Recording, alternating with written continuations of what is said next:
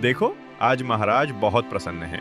हाँ भाई, सुना है राजकुमारियां आज विदेश से पढ़ाई पूरी करके लौट आई हैं। अब तो राजमहल में रौनक लौटेगी। राजा सिंहासन पर बैठा है, रानी पास में बैठी है। तभी तीनों बेटियां प्रवेश करती हैं, बड़े आदर और शालीनता के साथ। आओ बेटियों, आओ आओ मेरी लाडलियों।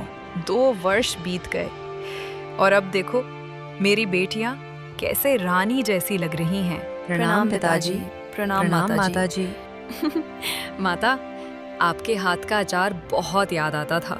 और मुझे सबसे ज्यादा याद आई ये मिट्टी, हमारे राज्य की। तुम सबने मुझे गर्वित किया है। आज मैं तुमसे एक प्रश्न पूछना चाहता हूँ। बताओ बेटियों, तुम लोग आज जिस सुख और वैभव में रह रही हो, ये किसके कारण है? किसकी कृपा से राज कर रही हो? पिताश्री, आपके कारण।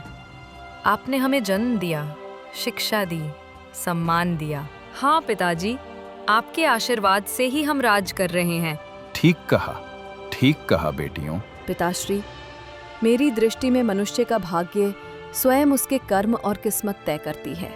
मैं तो कहूंगी, यदि मुझे राज करना है तो वो मेरी किस्मत और भावी पति के कारण होगा। यह सुनते ही सन्नाटा छा गया। तभी राजा गंभीर आवाज में बोले, क्या कहा तुमने कुमुदिनी? तुम्हें अभी बहुत कुछ सीखना बाकी है। लगता है तुम्हारी पढ़ाई अधूरी रह गई है। महाराज, वो अभी बच्ची है, नादान है। नहीं सुमित्रा, इसे दोबारा भेजो। अभी इसका अहंकार उतरा नहीं है। इतना कहते ही राजा दरबार से उठकर अपने कक्ष में चला जाता है। उसके बाद राजकुमारी कुमुदिनी भी 2 वर्ष और पढ़ाई करने के लिए चली जाती है। 2 वर्ष बाद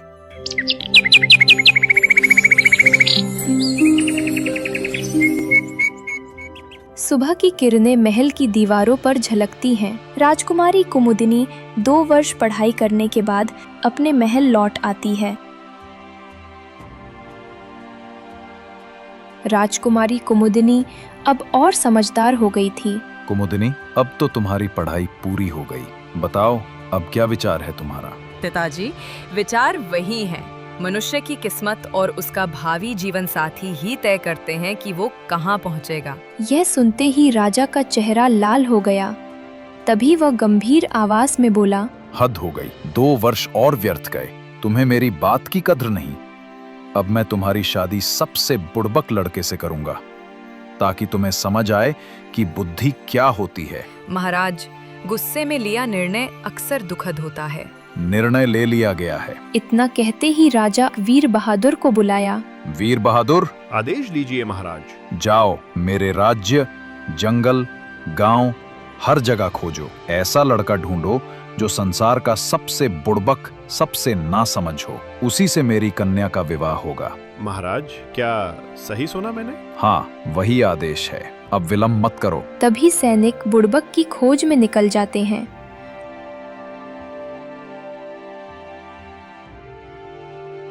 और खोजते खोजते 3 दिन बीत जाते हैं, लेकिन कोई बुड़बक नहीं मिलता।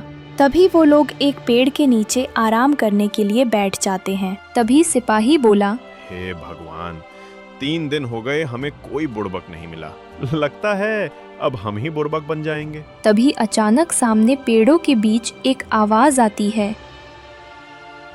रुको, ये कैसी आवाज है? तभी वो देखते हैं कि एक युवक पेड़ की डाल पर बैठा है और उसी डाल को काट रहा है। तभी सिपाही उसके पास गए और बोले, अरे ये क्या कर रहा है? महाराज ने कहा था सबसे बुड़बक। लगता है यही है। ए युवक, क्या कर रहे हो तुम?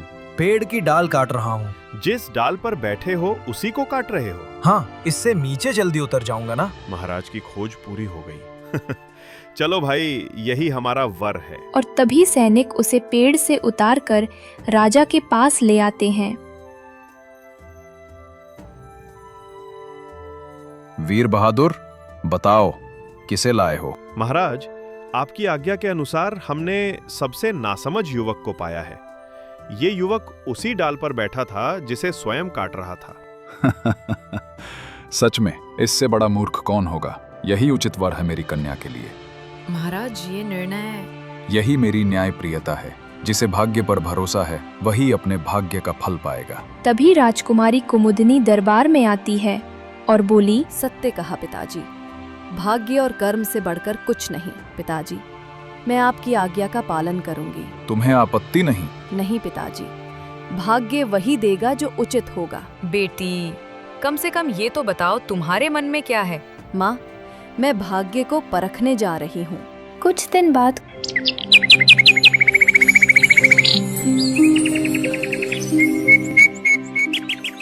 दिन बाद कुमुदनी का विवाह बड़े धूमधाम से बुड़बक से होता है। वह अपने पति के घर जाने लगती है। तभी रानी बोली, बेटी, रास्ता लंबा है, अपना ध्यान रखना। माँ, आपका आशीर्वाद ही मेरी ढाल है। चलो, अब बहुत समय बीत गया, अब तुम लोगों को निकलना चाहिए। तभी राजा का आज्ञा मिलते ही दोनों निकलते हैं। अरे सुनो रानी जी, ये रास्ता तो बहुत लंबा है। यात्रा लंबी हो तो धैर्य भी रखना चाहिए। और तभी चलते चलते भोलानाथ और कुमुदनी एक नदी के किनारे पहुंचते हैं। अरे सुनो, देखो तो, पानी में कितने सुंदर लाल तैर रहे हैं। लगता है भगवान खुद वरदान दे रहे हैं। मत छूना इन्हें, ये कोई साधारण लाल नहीं है। इनके पीछे कोई रहस्य है, कोई खतरा है। अरे खतरा कैसा? रत्न है, रत्न। एक रख लूं तो क्या बुरा है। कुमुदनी सिर हिलाती है, पर भोलानाथ धीरे से एक लाल अपनी धोकड़ी में डाल लेता है। दोनों एक विशाल दुर्ग की ओर बढ़ते हैं।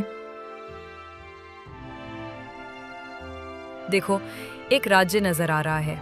अब यहीं विश्राम करते हैं। हाँ, थोड़ा खाना भी मिल जाएगा शायद। तभी दोनों महल के द्वार पर पहुंचते हैं। ठहरो, कौन हो तुम? मैं नया मुसाफिर हूँ, इस राज्य में बसना चाहता हूँ। पहले महाराज की आज्ञा लो। तभी महल के भीतर राजा सिंहासन पर है। कौन है ये युवक? महाराज, मैं और मेरी पत्नी दूर देश से आए हैं। बस यही निवेदन है कि हमें आपके राज्य में बसने की अनुमति दी जाए। जहाँ इच्छा हो बस जाओ, हमारा राज्य सबके लिए खुला है। राजा के आदेश के बाद दोनों राज्य के एक गांव में जाकर बस गए। कुछ दिन बीतने के बाद एक दिन कुमुदनी अपने पति से बोली, अब हमें कोई काम ढूंढना होगा। खर्च चलाना आसान नहीं होगा। मैं कल राजा के पास जाकर कुछ काम मांगता हूँ, शायद कोई सेवा मिल जाए।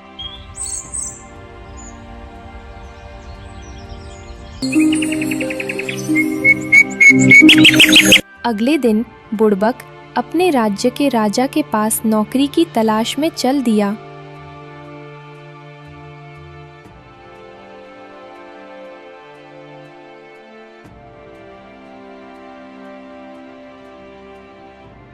चलते चलते वह राजमहल पहुंचा। कौन है ये नवयुवक? महाराज, जो उस दिन आया था, आज काम मांगने आया है। आगे आओ युवक, क्या नाम है तुम्हारा? प्रणाम महाराज, मेरा नाम भोलानाथ है। मैं दूर देश से आया हूँ। मैं और मेरी पत्नी आपके राज्य में बसे हैं। कुछ काम चाहिए जिससे गुजारा हो सके। काम कहते हो? हमारे दरबार में अब कोई काम नहीं है। महाराज, जो भी काम दीजिए मैं कर लूंगा। झाड़ू लगाना हो, घोड़े सवारना हो या दरवाजा पहरेदारी करना हो। तुम्हारे शब्दों में ईमानदारी झलकती है। दरबान का पद खाली है, क्या कर पाओगे? दरबान का काम? महाराज, मैं तो अपने भाग्य का द्वार भी नहीं छोड़ता। आपका दरबार तो मेरा सौभाग्य होगा। ठीक है, आज से तुम हमारे महल के दरबान हो। मेहनत करना और वफादारी से काम करना। धन्यता धन्य हैं आप महाराज, मेरे जीवन को अर्थ मिला। उसके बाद वह उस दिन से भोलानाथ दरबार में दरबान का काम करने लगा।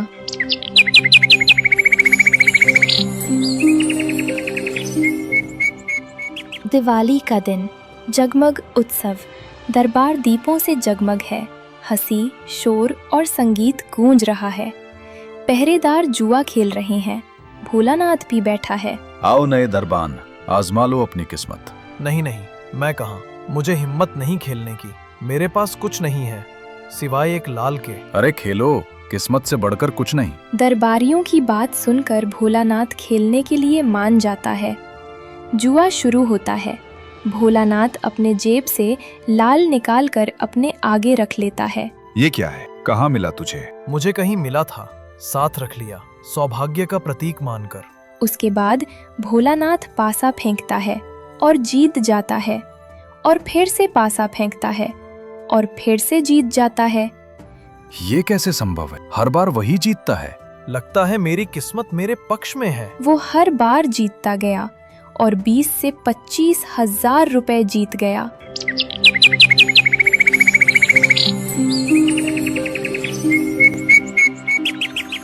सुबह होते ही राजा दरबार में बैठे थे।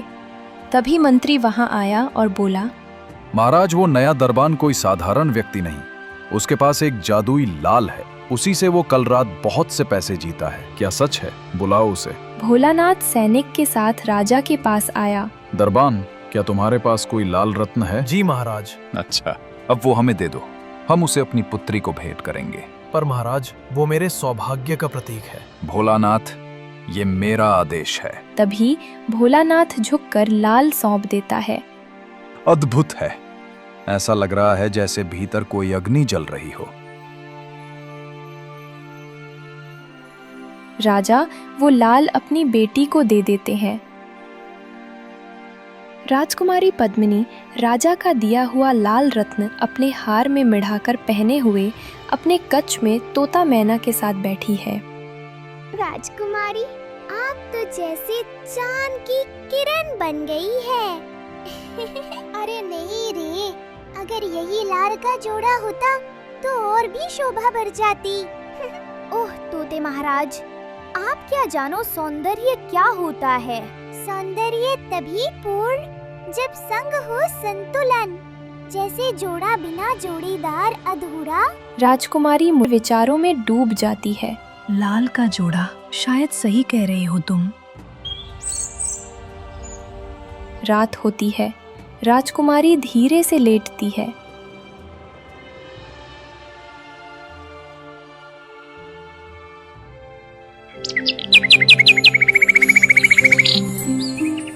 और ये बात जब राजा को पता चलता है, तब राजा उसके कच्छ में आता है। और राजा के कई बार जगाने के बाद राजकुमारी पद्मिनी उठ जाती है। क्या हुआ बेटी? क्या बात है, इतना देर तक सो रही हो? पिताजी, जब तक लाल का जोड़ा ना बन जाए मैं कुछ नहीं खाऊंगी। लाल का जोड़ा? क्या करे महाराज, हमारी एक ही संतान है। जिसने पहला लाल दिया है वही दूसरा ला कर देगा। इतना कहकर राजा वहां से चला गया।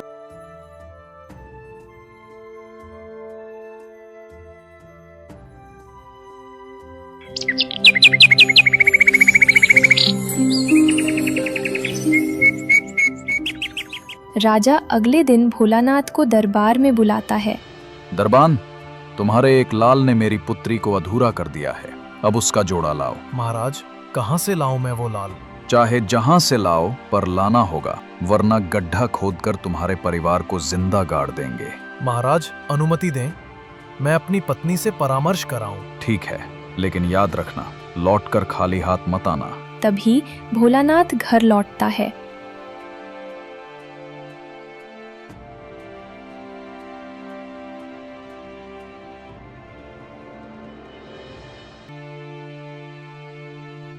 क्या हुआ? आज इतना मुंह क्यों उतरा है? भोलानाथ अपनी पत्नी को सारी बात बताने के बाद बोला, रानी, राजकुमारी को दूसरा लाल चाहिए, वरना हमें दंड मिलेगा। मैंने तुम्हें चिताया था ना, लालच ना करना, वो लाल अशुभ है, अब भुगतो। पर अब क्या करें?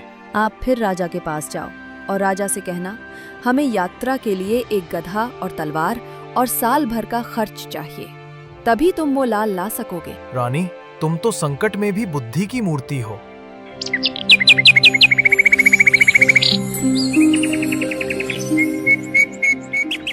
अगले दिन भोलानाथ फिर राजा के पास गया।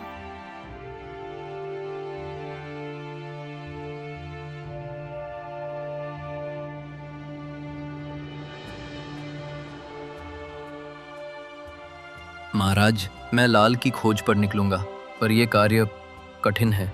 मुझे चाहिए एक गधा और तलवार, और जब तक मैं न लौटूं तब तक मेरे बीबी का देखभाल हो। बहुत कुछ मांग रहे हो तुम।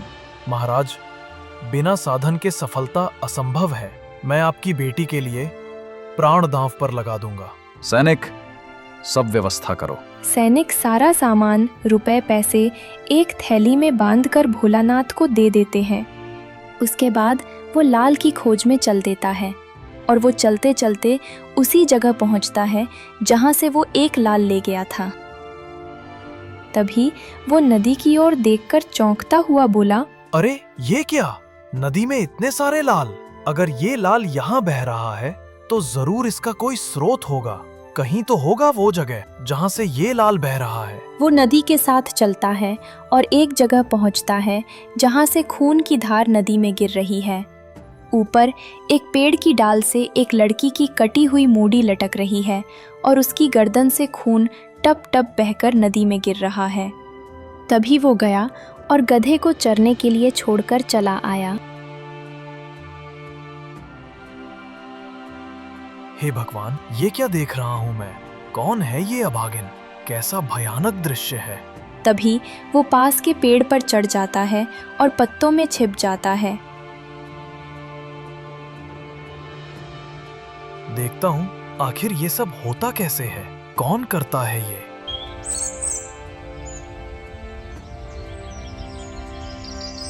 तभी रात होते ही एक विशालकाय राक्षस आता है।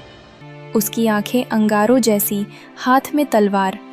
वो पेड़ के नीचे रुकता है, एक पेड़ से फूल तोड़ता है और लड़की की नाक के पास लगाते हुए बोला, उठ जा मेरी बिटिया लाल परी, उठ जा। इतना सुनते ही कटी हुई मुंडी एक सुंदर युवती में बदल जाती है। आप आ गए बाबूजी, आज फिर देर हो गई आपको। आज रास्ते में एक गांव जलाना पड़ा, इसलिए देर हो गई। ये सब छोड़ दो बाबूजी। मेरी बेटी, यही मेरी किस्मत है। जब तक रहूंगा ऐसे ही करूंगा।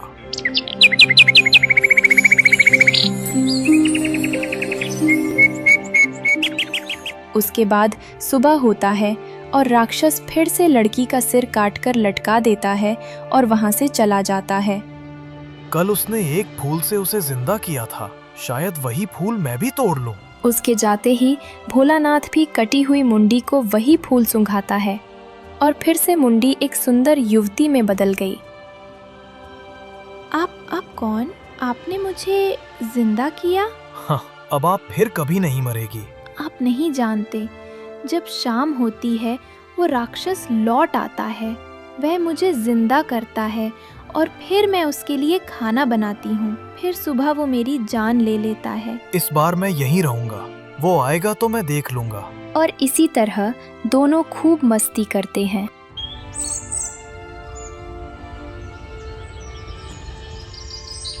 और जैसे ही रात होता है तभी लड़का भी उसका सिर काट देता और पेड़ के पत्तों में जाकर छिप जाता। और तभी राक्षस आता है, वही फूल तोड़ता है, लड़की को सूंघाता है और फिर से मुंडी एक सुंदर युवती में बदल गई। छीरू मानुस, छीरू मानुस। यहाँ कौन मानुस बाबूजी? मैं तो अकेली हूँ, देखिए ना। कुछ गंध तो आ रही थी। चल अब चुप रह। रात बीतता है, सुबह फिर तलवार से सिर काट देता है। भोलानाथ पेड़ से सब देखता है पर डर के कारण कुछ नहीं कर पाता। हर दिन वही होता है, रात में लाल परी जीवित, दिन में उसका सिर काटा जाता है। लड़का रोज उसे फूल से जिंदा करता है। दोनों बातें करते और दोनों में लगाव बढ़ता है। तुम कौन हो? क्यों मेरी इतनी मदद कर रहे हो? शायद इसलिए क्योंकि मैं तुम्हें मरने नहीं देना चाहता। मेरा नाम लाल परी है। मैं राक्षस की पुत्री नहीं, कैद की हुई आत्मा हूँ। मुझे मुक्त करने वाला ही मेरा सच्चा साथी होगा। वो सब तो ठीक है, लेकिन ये राक्षस रोज आपको मारता क्यों है? इस राक्षस के प्राण कहाँ हैं, पता है? नहीं, पर मैं उससे पूछ सकती हूँ। वो मुझे बहुत प्यार करता है। शाम को राक्षस आता है, लड़की को जिंदा किया और अपनी जादुई शक्ति से एक महल बनाया।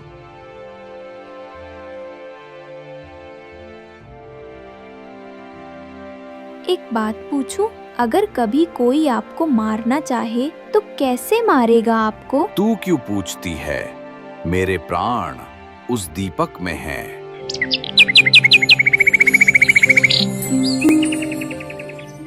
अगले दिन लड़का वो दीपक तोड़ देता है। राक्षस फिर भी जिंदा रहता है।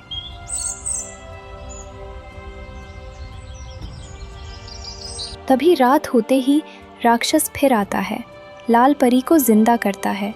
तभी लाल परी बोली, बाबूजी, आप मुझसे सच्चा प्यार करते हैं ना? बताइए ना, आपके प्राण कहाँ हैं असल में? 7 समुंदर पार एक ताड़ का पेड़ है। उसके ऊपर एक पिंजड़ा है, उसमें एक तोता बंद है। उसी तोते में मेरे प्राण हैं।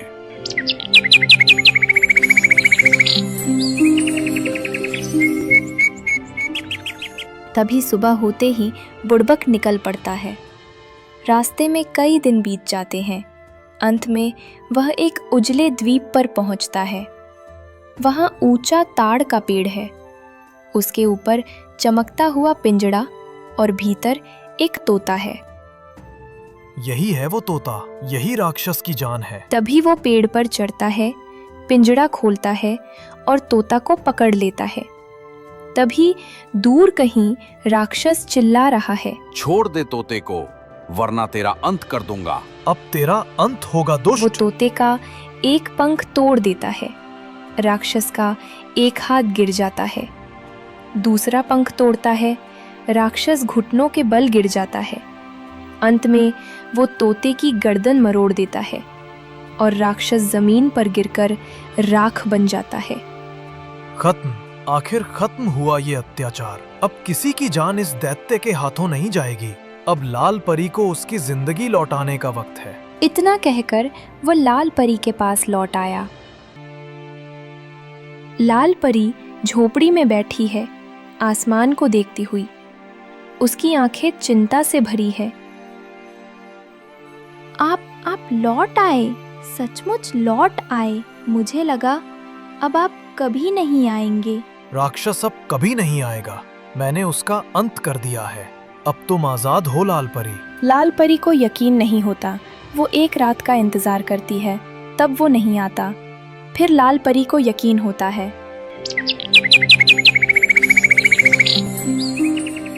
मैं क्या कहूँ, तुमने मुझे जीवन दिया। जो कोई भी मेरे लिए आया वो मर गया, पर तुमने मुझे जीवन और मुक्ति दोनों दी। अब ये दुख पीछे छोड़ दो, चलो अपने असली जीवन की ओर चलें। हाँ, लेकिन मेरे पास देने को कुछ नहीं, बस ये लाल है, इन्हें ले लो, शायद तुम्हारे काम आए। लाल परी, अब ये लाल तुम्हारी नहीं, हमारी किस्मत है। इनसे हम नया जीवन शुरू करेंगे।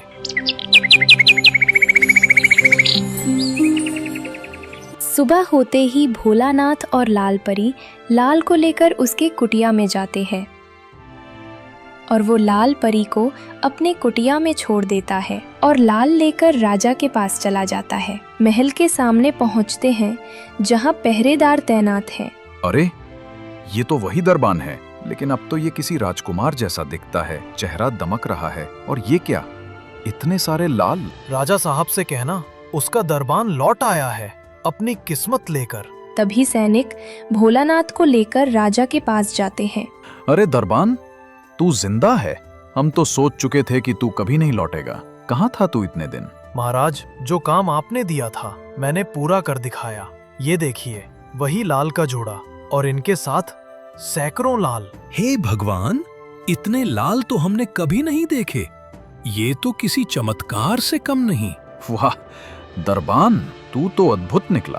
बता, कहाँ से लाया ये लाल? जहाँ राक्षस का आतंक था वहीं से मैंने उसकी जान लेकर इन्हें पाया है महाराज। राक्षस? तो तूने उस दैत्य को मारा? तू अब केवल दरबान नहीं रहा, तू योद्धा है। राजा अपनी बेटी को बुलाते हैं। वो सुंदर वस्त्रों में आती है। बेटी देखो, ये लाल उस दरबान ने ला कर दिया है। सोचा ये तुम्हारे हार में सबसे सुशोभित होंगे। वाह पिताजी, कितने सुंदर हैं ये लाल। इनसे तो पूरी राजसभा जगमगा उठेगी। हाँ बेटी, पहन लो इन्हें। इनकी चमक से तुम्हारा सौंदर्य और निखर जाएगा।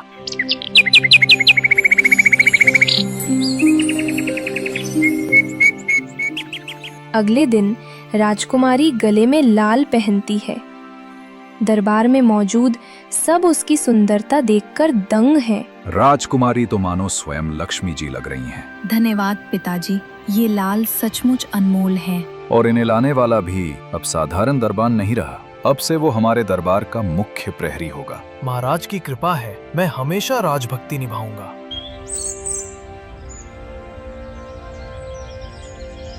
रात में राजकुमारी लाल हार पहनकर बिस्तर पर लेटी है। पास में उसका तोता और मैना बैठे हैं। अरे वाह, देखो तो हमारी राजकुमारी कितनी सुंदर लग रही है, जैसे आसमान से चांद उतर आया हो। सुंदर तो है पर अधूरी। अधूरी? कैसी बात कर रहे हो तुम तोता महाराज? सुनो मैना, सुंदरता तब पूरी होती है जब उसके पास उसका साथी हो। ये लाल तब पूरे लगते जब इसके साथ इसका पति भी होता। शायद बात में दम है तुम्हारी। राजकुमारी बिस्तर पर लेटी हुई दोनों की बातें सुन लेती है। वो हल्के से उठती है और उसके आंखों में आंसू भर आते हैं। तो यही अधूरापन रह गया मेरी जिंदगी में। मुझे सब मिला, वैभव, सौंदर्य, लाल, लेकिन जीवन का साथी नहीं। तभी वो मुंह मोड़कर लेट जाती है और दोपहर तक सोती रहती है। राजा और रानी राजकुमारी के कक्ष में पहुंचते हैं। बेटी, ये क्या हाल बना रखा है? सुबह से कुछ खाया नहीं, कुछ बोला नहीं। माँ, पिताजी, जब तक मेरा विवाह नहीं हो जाता मैं ना अन्न खाऊंगी ना जल पीऊंगी। क्या बेटी, ये कैसी जिद है? तेरे लिए योग्य वर कहाँ से लाएं हम? जिसने मुझे ये लाल दिलाया वही मुझे जीवन दे सकता है, वही मेरे भाग्य का स्वामी बनेगा। राजा और रानी एक दूसरे को देखते हैं। उसके बाद रानी बोली, राजा जी, लगता है नियति ने फैसला कर लिया है।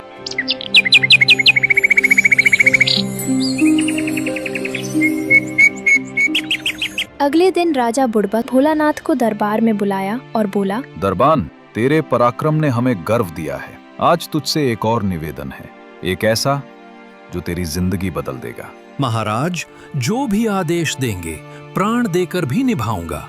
हमारी एकमात्र पुत्री, वही राजकुमारी जो उन लालों की वजह से खुश है, उसका विवाह हम तुझसे करना चाहते हैं।